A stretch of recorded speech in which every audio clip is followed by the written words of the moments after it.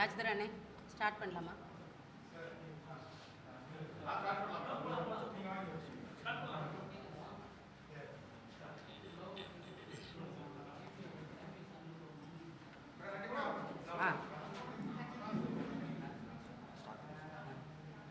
So எல்லாருக்கும் வணக்கம். நாங்கள் வந்து உவகை ஆராய்ச்சி நிறுவனம் அப்படிங்கிற ஒரு திங்க் டேங்க் ரிசர்ச் கம்பெனிலேருந்து வரோம். என்னோட பேர் விதுபாலா, அவங்க பேர் உதயராஜன், அவங்க நவீன், அது தவிர இன்னொரு டைரக்டர் ராஜதுரை என்ன இருக்கிறாங்க.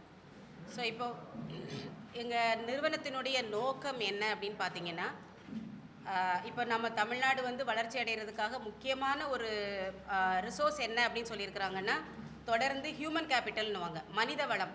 இவங்கள தான் ஒரு மேஜர் இன்வெஸ்ட்மெண்ட்டாக நம்ம சொல்கிறாங்க. பொருளாதாரம் வளரணும் அப்படின்னா மனிதர்களோட இன்வெஸ்ட்மெண்ட் வந்து ரொம்ப முக்கியம் அப்படின்னு. ஸோ அந்த அடிப்படையில் பார்க்கும்போது நமக்கு வந்து ஒரு ஹியூமன் கேபிட்டல் வந்து ஒரு சந்தோஷமாக, ஒரு திருப்தியாக, அவங்க ஆரோக்கியமாக இருந்தால் மட்டும்தான் நாட்டினுடைய பொருளாதார வளர்ச்சிக்கு வந்து அவங்களால கான்ட்ரிபியூட் பண்ண முடியும். அது ஹியூமன் கேபிட்டல் வந்து நல்ல ஒரு கம்ஃபர்டபுளான அவங்களுக்கு தேவையான விஷயங்கள் செய்யலை அப்படின்னா அந்த வளர்ச்சி வந்து சாத்தியப்படாது. ஸோ அந்த அடிப்படையில் வந்து மக்கள் வந்து இந்த நாட்டில் வாழக்கூடிய மக்கள் திருப்தியாகவும் சந்தோஷமாகவும் அவங்களுக்கு தேவையான எல்லா விஷயங்களும் வளர்ச்சியும் இருக்கணும் அப்படிங்கிற அடிப்படையில் தான் நாங்கள் உவகை ஆராய்ச்சி நிறுவனம் வந்து வேலை செய்துட்ருக்குது. ஸோ அதனுடைய உவகை அப்படிங்கிற பேர் வந்து ஹாப்பினஸ், அந்த சந்தோஷமாக இருக்கணும் எல்லாரும் அப்படிங்கிறது தான், அதுதான் வளர்ச்சி அப்படிங்கிற அடிப்படையில் நம்ம சொல்கிறோம். ஸோ இந்த அடிப்படையில் வந்து நாங்கள் நிறைய ஒரு நாட்டினுடைய வளர்ச்சிக்கான, ஒரு நிலையான வளர்ச்சிக்கான பெரிய திட்டங்களை எடுத்து ஆய்வு செய்து அது வந்து எப்படி நாட்டினுடைய வளர்ச்சிக்கு கான்ட்ரிபியூட் பண்ணுது அப்படிங்கிற விஷயங்களை நாங்கள் தொடர்ந்து பார்த்துட்டு வர்றோம். அந்த அடிப்படையில் இன்றைக்கி வந்து கடந்த 50-60 ஆண்டுகளாக ஒரு மிகப்பெரிய சவாலை சந்தித்து வரக்கூடியது இன்றைக்கி வந்து கிளைமேட் ஆக்ஷன். எங்கே நீங்கள் போய் பார்த்தீங்கன்னாலும் தண்ணி பிரச்சனை. இதுக்கு முன்னாடி நடந்த ப்ரெஸ் மீட்டு கூட பார்த்தீங்க, தண்ணி பிரச்சனை தான் ஒரு பெரிய இஷ்யூவாக இருந்தது. ஸோ தண்ணிங்கிறது தான் வந்து இன்றைக்கி ஒரு மிகப்பெரிய பிரச்சனையாக இருக்குது. அதே சமயம் ஃப்ளட்டும் அடுத்த பிரச்சனையாக, அதை சரியாக மேனேஜ் பண்ணாததுனால ஃப்ளட்டுங்கிற ஒரு பிரச்சனையும் நம்ம சந்திக்கிறோம். அப்போ அதனால் நாங்கள் வந்து ஒரு தண்ணீரை, ஒரு வாட்டர் பேசன், ஒவ்வொரு வடிநில பகுதி சார்ந்து எப்படி ஒரு பொருளாதார வளர்ச்சியை கொண்டு வர முடியும் அப்படிங்கிற அடிப்படையில் நிறைய நீர் சார்ந்த ஆய்வுகளை செய்துட்டு இருந்தோம். அப்போ அப்படி செய்துட்டு இருக்கும்போது நாங்கள் எடுக்கிற விஷயங்கள் என்ன மாதிரி விஷயங்கள் எடுப்போம்னா, எந்தெந்த ஏரியாக்களில் பல ஆண்டுகளாக மக்கள் தீர்வு கிடைக்காம அதுக்காக குரல் கொடுத்துட்டு இருக்கிறாங்களோ அந்த விஷயங்களை எடுத்து அதை அறிவியல் பூர்வமாக ஆய்வு பண்ணி அதில் தரவுகள் என்ன சொல்லுதுன்னு பார்த்து அதன் அடிப்படையில் மக்கள் சார்ந்தோ அரசு சார்ந்தோ தனிப்பட்ட மனிதர்கள் சார்ந்தோ இல்லாமல் ஒரு கரெக்டான ஒரு நிரந்தர தீர்வுக்கான, அதே மாதிரி ஒரு நிலையான வளர்ச்சிக்கான தீர்வு வேணும் அப்படிங்கிறத ஒரு டேட்டா ட்ரிவனாக பாலிசி டெசிஷன் எடுக்கணுங்கிறதா எங்களோட நோக்கம். ஸோ அந்த அடிப்படையில் பார்க்கும்போது இதில் பள்ளிக்கரணை நீர் வடிநில பகுதியில் உள்ள பிரச்சனைகளை ஆய்வு பண்ணியிருக்கிறோம், ராதாபுரம் கால்வாய் ஆய்வு பண்ணியிருக்கிறோம், நொய்யலாறு பக்கத்தில் சூலூர் லேக் ஆய்வு பண்ணியிருக்கிறோம். இந்த மாதிரி நிறைய நீர்நிலைகள் இது வரைக்கும் ஆய்வு பண்ணி அறிக்கைகள் வெளியிட்டிருக்கிறோம். அப்போ இந்த நேரத்தில் தான் நிறைய பத்திரிகை ரிப்போர்ட்டுகளில் நாங்கள் பார்த்த விஷயம் வந்து, பரந்தூரில் ஒரு விமான நிலையம் வர்றதுக்காக 1200 நாட்களுக்கு மேலே அந்த கிராம மக்கள் வந்து வேண்டான்னு போராடுறாங்க அப்படிங்கிற ஒரு செய்தியை நம்ம தொடர்ந்து பார்த்தோம். அப்போ 1200 நாட்கள்னா கிட்டத்தட்ட 4 வருடங்கள். அப்போ 4 வருடங்களாக ஒரு மக்கள் வந்து அந்த நிலத்தை காப்பாற்றுறதுக்காக போராடுறாங்கன்னா அப்படி அந்த நிலத்தில் என்ன இருக்குது அப்படிங்கிறத பார்க்குறதுக்காக தான் நாங்கள் முதல் கட்ட ஆராய்ச்சியை தொடங்கினோம். அப்போ அந்த ஆராய்ச்சி பண்ணும்போது எங்களுக்கு ஆதாரங்கள், ஆவணங்கள் அப்படின்னு பார்த்தோம் அப்படின்னா, பப்ளிக்காக இருந்த ஒரே ஆவணம் வந்து டிட்கோ சமர்ப்பித்த ப்ரீ ஃபீஸிபிலிட்டி ரிப்போர்ட் மட்டும்தான் இருந்துச்சு. அப்போ அந்த ரிப்போர்ட்டை எடுத்து தரோவாக ஆய்வு பண்ணி பார்க்கும்போது அதில் நிறைய தவறான விஷயங்கள் வந்து குறிப்பிடப்பட்டிருந்ததை நம்ம பார்த்தோம். ஏன்னா அவங்க வந்து என்ன சொல்லியிருந்தாங்கன்னா, தண்ணி வந்து அந்த பரந்தூருக்கு தேர்ந்தெடுக்கப்பட்ட இடம் வந்து லோயர் பாலார் பேசினில் இருக்குது அப்படின்னு சொல்லியிருந்தாங்க. ஆனால் நம்ம ஆய்வு பண்ணி பார்க்கும்போது 66% வந்து கூவம்படி நிலப்பகுதியிலையும் அடையாருக்கும் தண்ணி வரக்கூடிய இடத்துல தான் இருக்கிறத நம்ம பார்த்தோம். ஏன்னா ஏற்கனவே கூவம்படி நிலப்பகுதி வந்து ஒரு யூனிக்கான ஒரு வடிநில பகுதி. ஏன்னா நீங்கள் மற்ற பறந்து விரிந்த பகுதிகளிலிருந்து மழை பெய்து சுருகி ஒரு இடத்து வழியாக கடலில் கலக்கும் போது தண்ணிகள் வந்து சேரும். ஆனால் இந்த கூவம்படிநில பகுதி என்ன பார்த்தீங்கன்னா, ஏற்கனவே ஒரு நேரோவான குறுகிய வடிநில பகுதி. ஏற்கனவே அங்கே தண்ணி பிரச்சனைகள் இருந்ததுனால கொசஸ்தலையாரிலேருந்து தண்ணியை திருப்பி இந்த கூவம்படிநில பகுதிக்கு தண்ணியை கொண்டு வந்திருக்கிறாங்க. லோவர் பாலார் பேசினில் கம்பன் கால்வாய் வழியாக தண்ணியை கொண்டு வந்திருக்கிறாங்க. அப்போ இந்த எல்லா தண்ணியுமே கடைசியில் கவலைப்பட வேண்டியது பரந்தூர் மக்கள் கிடையாது. சென்னை தான் தாழ்வான பகுதியில் இருக்கக்கூடிய கடல் மட்டத்திலிருந்து 3 மீட்டர்லேருந்து 5 மீட்டர் 8 மீட்டர் இந்த மாதிரி குறைவான தாழ்வான பகுதியில் இருக்கக்கூடிய ஒரு மிகப்பெரிய கேபிட்டல் சிட்டி தான் வந்து தண்ணிக்குள்ளே மூழ்கும் அப்படிங்கிறதுக்கு போதுமான ஆதாரங்கள் நாங்கள் அந்த ரிப்போர்ட்டில் வந்து கொடுத்துருந்தோம். ஸோ இந்த ரிப்போர்ட்டை வந்து நாங்கள் ரிலீஸ் பண்ணின பிறகு நிறைய வந்து அதுக்கு முன்னாடியே அதை பற்றி பேசிகிட்டு இருந்தாங்க. பட் அதுக்கப்புறம் நிறைய பத்திரிகைகளில் நாங்கள் செய்திகள், சோஷியல் மீடியாவில் செய்திகள் என்ன பார்த்தோன்னா, வளர்ச்சி வேண்டாமா, ஏர்போர்ட் இல்லைன்னா நம்ம எப்படி வளர்றது, எதையாவது ஒன்று தியாகம் பண்ணி தான் எதையாவது ஒன்று கிடைக்கும், அப்போ நீங்கள் இன்றைக்கி எங்கே அந்த மாதிரி இடத்த நீங்கள் காட்ட முடியும்? இந்த மாதிரி நிறைய கேள்விகள், வாதங்கள், விவாதங்கள் வந்து தொடர்ந்து பத்திரிகைகள்லையும் சமூக வலைத்தளங்கள்லையும் நாங்கள் பார்த்தோம். அப்போ எல்லாருக்கும் நாங்களும் வளர்ச்சிக்காக வேலை செய்கிறவங்க. நம்ம முக்கியமாக ஒன்று முதல்ல இருந்தே நான் சொல்லிக்க ஆசைப்படுறேன், நாங்கள் வளர்ச்சிக்கு எதிரானவர்கள் கிடையாது. வளர்ச்சியை ஆதரிக்கிறவங்க, வளர்ச்சி வேணும்னு சொல்கிறவங்க, வளர்ச்சி நிலையான வளர்ச்சி வந்து அத்தியாவசியம்னு அதற்காக வேலை செய்கிறவங்க. அப்போ அந்த அடிப்படையில் வந்து அப்போ கண்டிப்பாக ஒரு நியாயமான கருத்து, வளர்ச்சி வேணும். அப்போ இந்த பரந்தூர் ஒரு விமான நிலையம் தான் அந்த வளர்ச்சிக்கு காரணமாக இருக்கும் அப்படின்னா அப்போ விமான நிலையம் வேணும். அப்போ நம்ம அதை மறுக்க முடியாது. அப்போ இது உண்மையிலேயே அதற்கான தரவுகள் என்ன சொல்லுது, விமான நிலையம் வேணுமா, எங்கே வேணும், எப்போ வேணும், இதற்கான தரவுகள் எல்லாம் என்ன சொல்லுது அப்படிங்கிறத 2ஆம் கட்ட ஆராய்ச்சியாக நாங்கள் அடுத்த கட்டமாக இதை எடுத்தோம். இந்த ஆராய்ச்சியில் வந்து நாங்கள் என்னென்னலாம் கவர் பண்ணோம் அப்படின்னா, இந்த 2014-15 ஆண்டிலிருந்து 2024-25 ஆண்டு 10 ஆண்டுகளோட தரவுகளை எடுத்து ஒவ்வொரு அந்த மொத்தம் எவ்வளோ, இப்போ ஏர்போர்ட் எதுக்காக பயன்படுது, ஒன்று மக்கள் பயணம் பண்ணணும், இன்னொன்று சரக்கு கொண்டு போகணும். இந்த ரெண்டும் தான் அதனுடைய பயன்பாடு. அப்போ இந்த 2 பயன்பாடு எவ்வளவு இருக்குது, இன்னைக்கு இருக்கக்கூடிய ஏர்போர்ட் வந்து எவ்வளவு இன்ஃப்ராஸ்ட்ரக்சர் இருக்குது, அதனுடைய பயன்பாடு என்ன அப்படிங்கிறத ஆய்வு பண்ணோம். அதுக்கப்புறம் இன்னைக்கு இருக்கக்கூடிய குறைபாடுகள் என்ன, மாற்று வழிகள் என்ன, ஃப்யூச்சரில் எப்படி இந்த போக்குவரத்து எப்படி வந்து மாறப்போகுது, இதை பற்றியெல்லாம் ஆய்வு பண்ணோம். ஸோ இதனுடைய அடிப்படையில் நாங்கள் இந்த தரவுகளின் அடிப்படையில் கொண்டு வரப்பட்ட அறிக்கையை தான் நாங்கள் இன்றைக்கி ப்ரெசென்ட் பண்ணுறோம். இதன் மூலமாக கடந்த ஆட்சியை நாங்கள் சப்போர்ட் பண்ணுறோம், இந்த ஆட்சியை சப்போர்ட் பண்ணுறோம், அரசியல் சார்ந்து எதுவுமே கிடையாது. முழுக்க DGCA, airport authority of India, அது தவிர நிறைய ஆர்டிஐகள் நாங்கள் போட்டோம். பல ஆர்டிஐகள் வந்து முன்னுக்கு பின்புறனா பதில் வரும். சில நேரங்களில் வந்து இது தேசிய பாதுகாப்பு கருதி தகவல் தர இயலாதுன்னு சொல்லுவாங்க. அதையும் மீறி கிடைத்த ஆர்டிஐ தகவல்களையும் டிஜிசிஏ ஏஐ பொது தளங்களில் இருந்த ரிப்போர்ட்டுகளையும் வச்சு நாங்கள் இந்த அறிக்கையை வந்து கம்பைல் பண்ணியிருக்கிறோம்.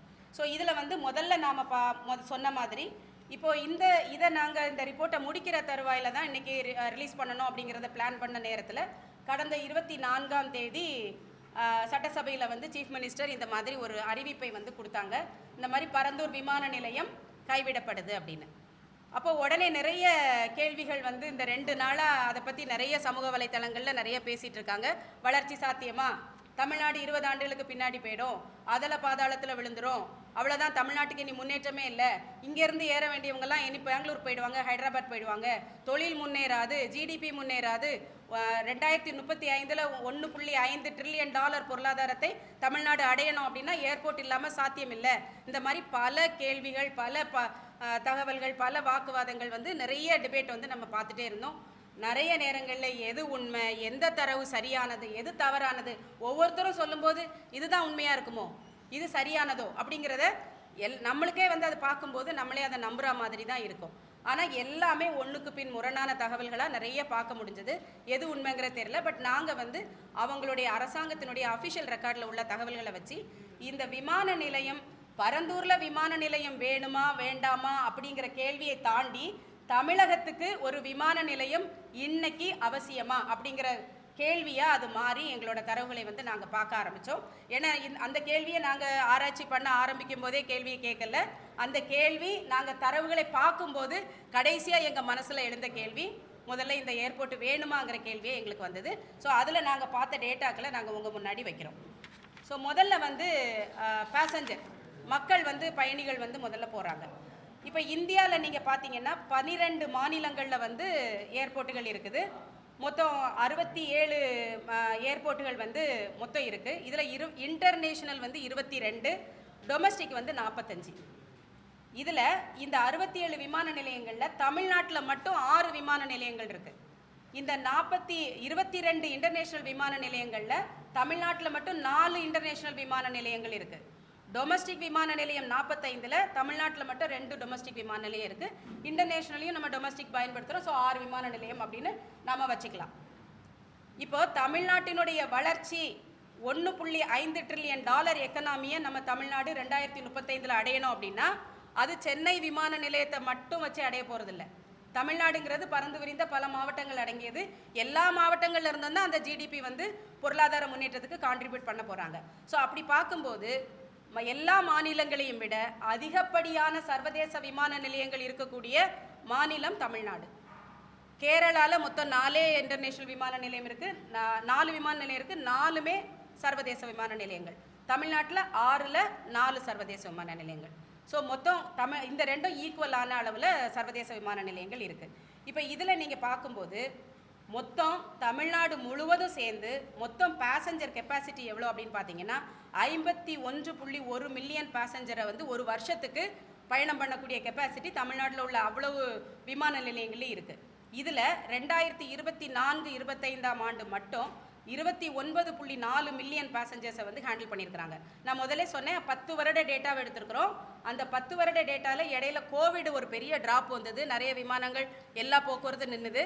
அதனால் அந்த ஆண்டுகளை கழிச்சிட்டு தான் ட்ரெண்டை நாங்கள் பார்த்துருக்குறோம். 2025-26 டேட்டா லேட்டஸ்ட்டு ஏன் எடுக்கலன்னு நீங்கள் கேட்கலாம். ஆனால் பப்ளிக்காக அவைலபிளாக இருக்கக்கூடிய டேட்டா வந்து 2025 நவம்பர் வரைக்கும் தான் அவங்க அப்டேட் பண்ணியிருக்கிறாங்க. அப்போ அந்த நவம்பர் வரைக்கும் உள்ள டேட்டாவை எடுத்து நம்ம ப்ரெசென்ட் பண்ணால் அது ட்ரெண்ட் கரெக்டாக வராது. ஆனாலும் நாங்கள் அந்த நம்பர்ஸை பார்க்கும்போது 2026லையும் பெரிய சேஞ்ச் எல்லாம் வரல, அதே சேச்சுரேஷனில் தான் போயிட்டுருக்கு. அப்படி பார்க்கும்போது மொத்தம் தமிழ்நாடு முழுவதும் நீங்கள் பார்த்தீங்கன்னா 58% தான் வந்து மொத்த விமான நிலையங்களில் பயன்பாடு யூட்டிலைசேஷன் வந்து இப்போ இருந்துட்டு இருக்குது. இதில் இப்போ 42% வந்து இன்னும் கேப் இருக்குது.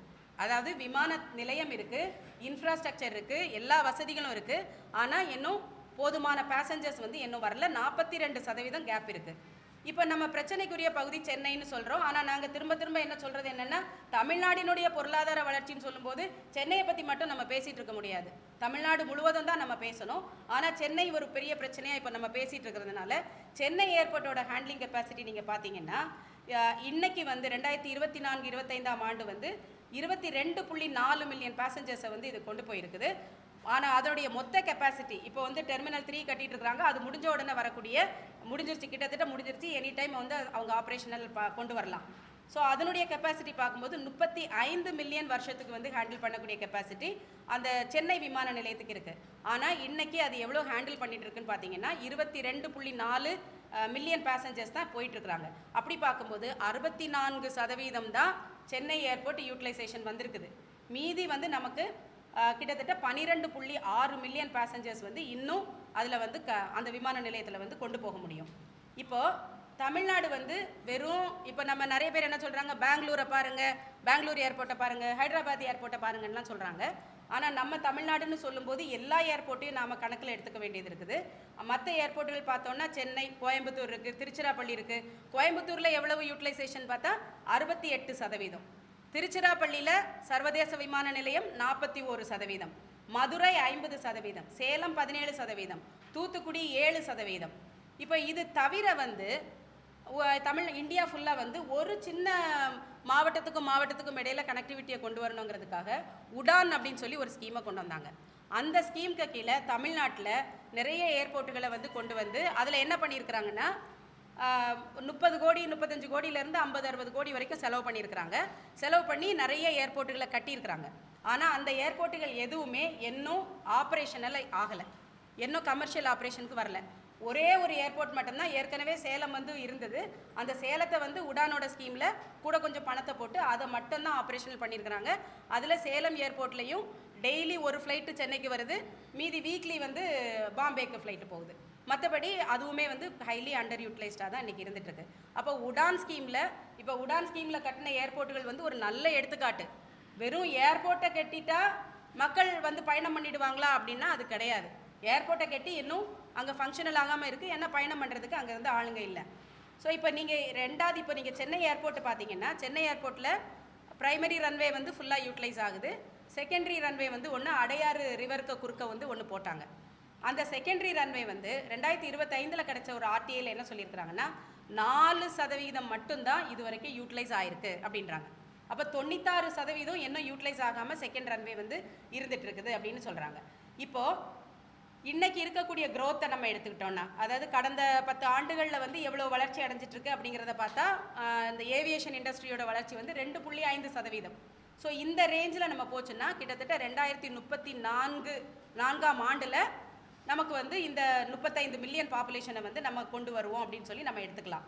ஆனால் இப்போ ஆல்ரெடி வந்து இதை வந்து வெறும் நம்ம அப்படியே அப்சல்யூட் நம்பராக 2.5% வளர்ந்துரும் அப்படின்னு சொல்லி சொல்ல முடியாது. ஏன்னா நிறைய இண்டஸ்ட்ரீஸ் வந்து இன்றைக்கி 2 டயர் சிட்டிக்கு போகிறாங்க, 3 டயர் சிட்டிக்கு போகிறாங்க. ஏன்னா அவங்களுக்கு அங்கே காஸ்ட் கட்டிங், ஏன்னா ஹியூமன் கேபிட்டல் அப்படின்னு சொல்லும்போது திருநெல்வேலியில் படித்த ஒரு இளைஞனை கொண்டு போய் சென்னை மாநகரத்தில் கொண்டு போய் எம்ப்ளாய் பண்ணணும்னா அங்கே 20,000 ரூபாய் கொடுத்தா போதும், இங்கே 50,000 ரூபாய் கொடுத்தா தான் அவங்க வேலை செய்ய முடியும். அப்போ அப்படி பார்க்கும்போது நிறைய பேர் என்ன பண்ணுவாங்கன்னா இப்போமே வந்து கொஞ்சம் கொஞ்சமாக இண்டஸ்ட்ரீஸ் எல்லாம் வந்து 2 டயர் 3 டயர் சிட்டிஸ்க்கு வந்து போக ஆரம்பிச்சிட்டாங்க. அப்போ இந்த வளர்ச்சி வந்து சென்னைக்குள்ளே தான் வருமா, இண்டஸ்ட்ரீஸ் வந்து சென்னைக்குள்ளே தான் வருமானா அதுக்கு நிச்சயம் கிடையாது. எல்லா இடங்கள்லையுமே அதற்கான சாத்தியக்கூறுகள் இருக்குது. 1 செகண்ட்.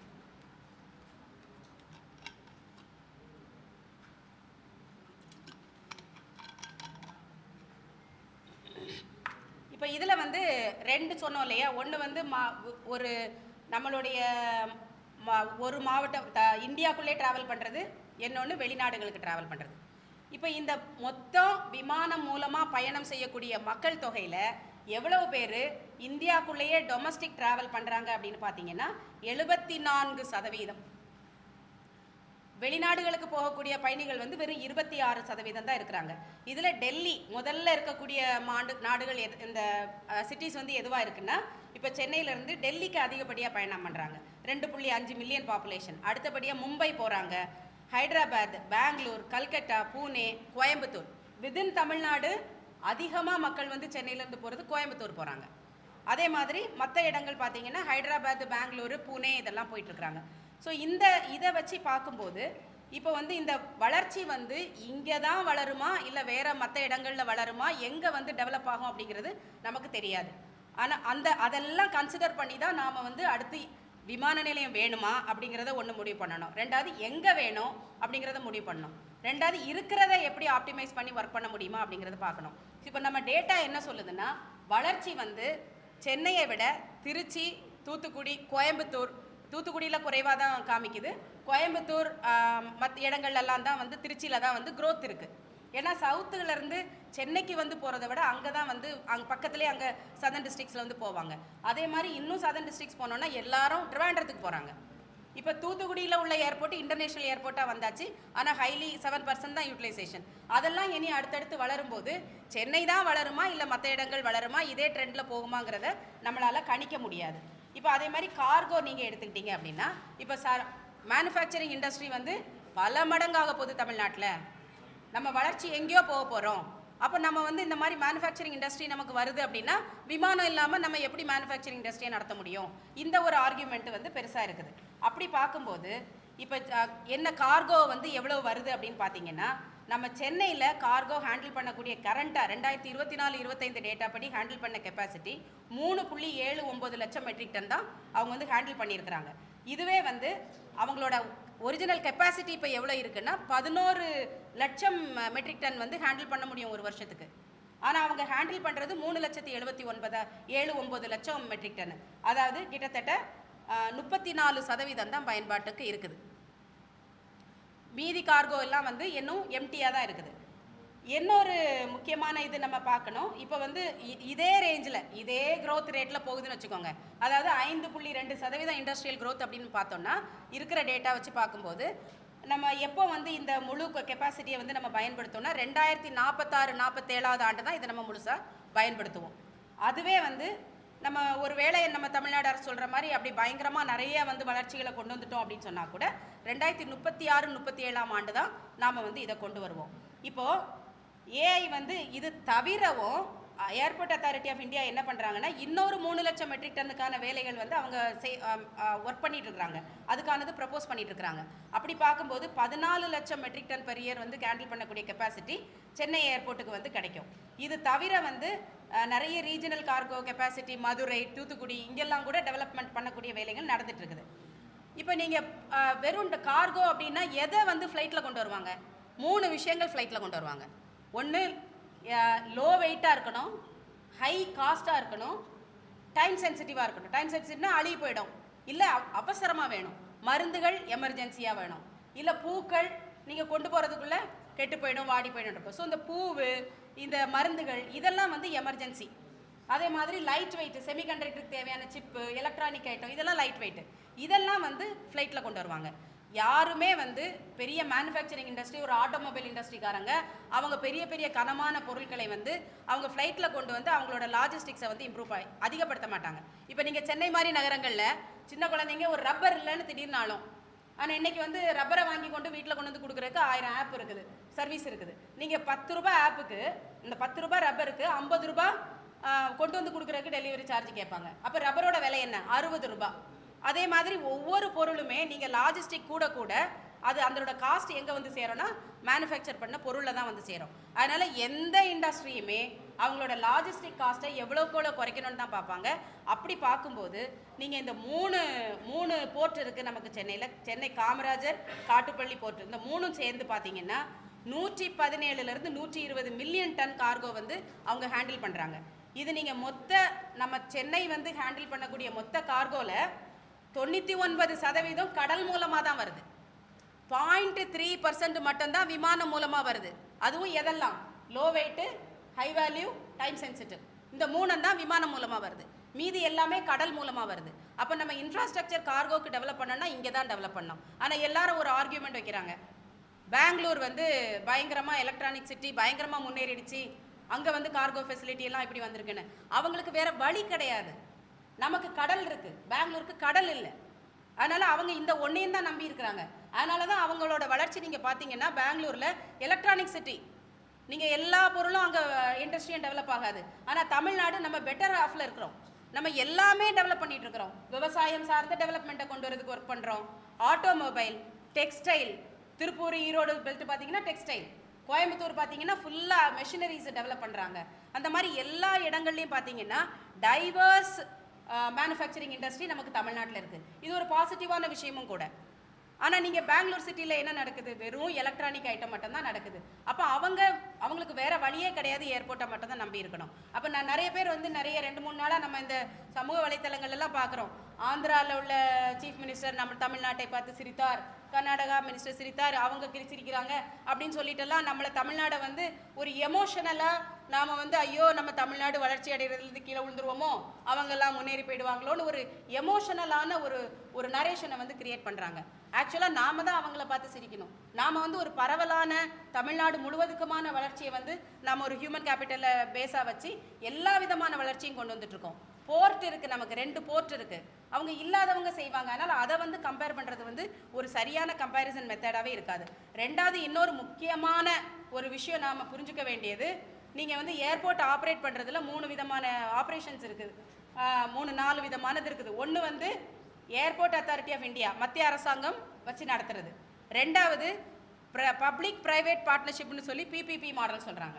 அதில் வந்து அரசாங்கம் வந்து நிலத்தை எடுத்து கொடுப்பாங்க, தனியார் வந்து அதை கட்டுவாங்க, அப்புறம் அவங்க வந்து அதுக்கான காசு ஆப்ரேஷன்ஸ் எல்லாம் பார்த்துட்டு மக்கள்கிட்ட இருந்து அதை வசூலித்து அந்த லாபத்தை வந்து சம்பாதிப்பாங்க. எப்படி நம்ம டோல் பார்க்குறோம் இல்லையா? டோல் வந்து நம்ம இடம் தமிழ்நாடு இடம், ரோடை போட்டது அந்த தனியார், அப்போ அவங்களுக்கு டோலை கொடுத்துட்டு நம்ம போகிறோம். ஸோ இதே மாதிரி அவங்க வந்து தனியார் PPP மாடலில் அவங்க ப்ரப்போஸ் பண்ணுறாங்க. அப்படி பார்க்கும்போது நமக்கு எவ்வளோ இது வந்து ஒரு பாசிட்டிவான, இப்போ ஹைதராபாதாக இருக்கட்டும், பெங்களூராக இருக்கட்டும், அந்த மாடல்ஸு இது நாளைக்கு அவங்க வைக்கிறதா சட்டம். நம்ம வந்து அந்த காஸ்ட்டை எஸ்கலேட் பண்ணி அவங்களோட வருமானத்தை பெருக்கிறதுக்கு என்னது செய்தாலும் நமக்கு கேள்வியே கேட்க முடியாது. 3வது ஜாயின்ட் வெஞ்சர், அதுவும் வந்து ஒரு பார்ட்னர்ஷிப் கம்பெனி மாதிரி ஆரம்பித்து அவங்க செய்வாங்க. இந்த பரந்தூர் தமிழ்நாட்டில் கொண்டு வரக்கூடிய விமான நிலையமும் நிலம்தான் நம்ம கொடுப்போம். இது வந்து ப்ரைவேட் கம்பெனி தான் வந்து ஆப்ரேட் பண்ணுறது தான் இதனுடைய மாடல். ஸோ அது வந்து அவங்க பெங்களூர் சிரிச்சது, கர்நாடகா சிரித்தாங்க, இல்லை தெலுங்கானா சிரித்தாங்க, ஆந்திரா சிரித்தாங்கன்னா ஆக்சுவலாக நம்ம குனிஞ்சி கூனி குறுக வேண்டிய அவசியமே இல்லை. அவங்கள பார்த்தா நம்ம சிரிக்கணும், நம்ம பெட்டர் ஆஃபில் இருக்கிறோம். பட் நமக்கு தமிழ்நாட்டுக்கு பணம் வரணும் அப்படின்னு நினச்சோன்னா நம்ம ஏர்போர்ட் அத்தாரிட்டி ஆஃப் இந்தியாவோட இன்னும் கூட சேர்ந்து ஒர்க் பண்ணி நம்ம இன்வெஸ்ட்மெண்ட்டையும் நம்ம கொண்டு வந்து இருக்கிற ஏர்போர்ட்ஸை கொண்டு வரும்போது நமக்கும் ஷேர் கிடைக்கிறதுக்கான மாடல்ஸ் வந்து நமக்கு கொண்டு வர முடியும். அதனால் செய்ய முடியாது அப்படிங்கிறது கிடையாது. அடுத்தது நீங்கள் பார்த்தீங்கன்னா இப்போ கார்கோ பார்த்தோம். அடுத்தது என்ன இருக்கிற ஏர்போர்ட்டில் என்ன பிரச்சனை. இப்போ 2வது ரன்வே ஒன்று கட்டினாங்க இல்லையா, நீங்கள் இந்த 2வது ரன்வே வந்து இன்னைக்கு மொத்தம் வந்து ஒரு 4% தான் யூட்டிலைஸ் பண்ணியிருக்கிறாங்கன்னு சொல்கிறாங்க. அதாவது அதோட ஃபுல்லஸ்ட் பொட்டென்ஷியல் என்ன யூஸ் பண்ணலை. இதில் கேப்டன் மோகன் ரங்கநாதன் சொல்லிட்டு ஒரு சேஃப்டி ஏவியேஷன் ரிலேட்டட் சேஃப்டி இதில் ஒர்க் பண்ண ஒரு கேப்டன் வந்து நிறைய லெட்டர் கவர்மெண்ட்டுக்கு எழுதியிருக்கிறாரு, நிறைய ஆதாரங்கள் எடுத்திருக்கிறாரு. அந்த செகண்டரி ரன்வே எங்கே கட்டியிருக்கிறாங்கன்னா அடையாறு ஆறுக்கு குறுக்க தான் அந்த ரன்வே வருது. அந்த பாலத்தை பார்த்தீங்கன்னா நீங்கள் வந்து ஒரு மோசமான ஒரு ஏர்போர்ட் ரன்வேயை வந்து கட்ட முடியும் அப்படின்னா அதுக்கு நீங்கள் வந்து இந்த ரன்வேயை வந்து நீங்கள் எக்ஸாம்பிளாக காட்டலாம். நீங்கள் துரு பிடிச்சி போய் நாங்கள் எங்களோட ரிப்போர்ட்டில் அந்த படங்களை எல்லாம் வச்சுருக்கிறோம். துரு பிடிச்சி போய் அந்த ரன்வே எவ்வளோ உயரத்துக்கு அந்த தண்ணி எவ்வளோ 2005 ஒரு ஃப்ளட் வந்தது. 100 ஆண்டுகளோட ஃப்ளட் லெவலில் பண்ணி தான் இந்த இன்ஃப்ராஸ்ட்ரக்சர் டெவலப்மெண்ட் பார்ப்பாங்க. 2005 வந்த ஃப்ளட் லெவலில் கூட கன்சிடர் பண்ணாமல் அதை வந்து உயரத்தை குறைச்சி இது வந்து பாலமாக வேலை செய்கிறதுக்கு பதிலாக அந்த ரன்வே டேம் மாதிரி வேலை செய்துச்சு. அதனுடைய விளைவை 2015ஆம் ஆண்டு நீங்கள் வந்து சென்னை ஏர்போர்ட் தண்ணிக்குள்ளே மூழ்கினதை நம்ம பார்த்தோம். ஸோ அதுக்கு முக்கிய காரணம் இந்த செகண்டரி ரன்வே தான். இப்போ இதில் வந்து கிட்டத்தட்ட 750 மீட்டர் ரன்வே பகுதியில் யூட்டிலைஸ் பண்ண முடியாது. பெரிய ஃப்ளைட்டெல்லாம் இறக்குனா பாலம் உடஞ்சி போய்டும்னு சொல்கிறாங்க. அப்போ என்ன ஆகிடுது, நிறைய டிசைனை கொடுத்த டிசைன் ஒன்று, அவங்க கட்டின டிசைன் ஒன்று. இதை மாதிரி நிறைய பிரச்சனைகள் வந்து ஏற்கனவே இருக்கிற ரன்வேல இருக்குது.